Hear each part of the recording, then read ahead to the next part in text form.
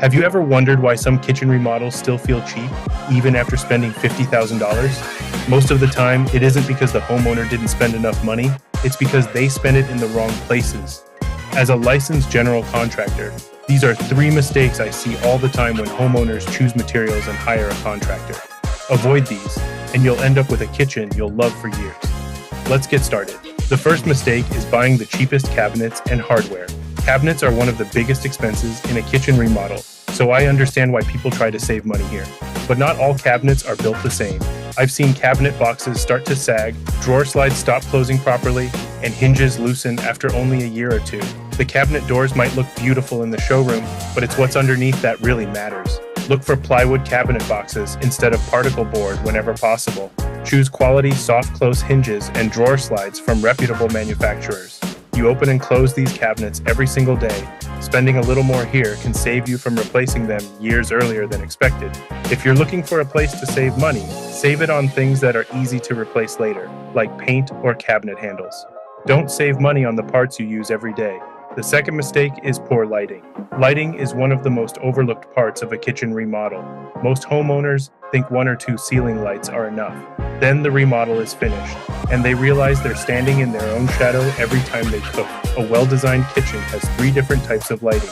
General lighting to brighten the room, task lighting under the cabinets where you're actually preparing food, and accent lighting to make the kitchen feel warm and inviting.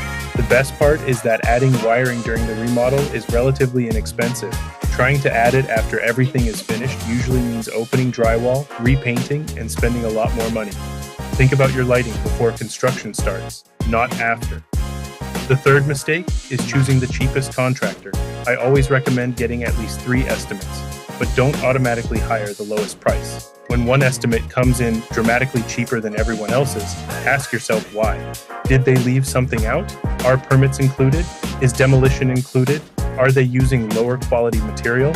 How much experience do they actually have? I've seen homeowners accept the cheapest bid only to get hit with thousands of dollars in change orders halfway through the project.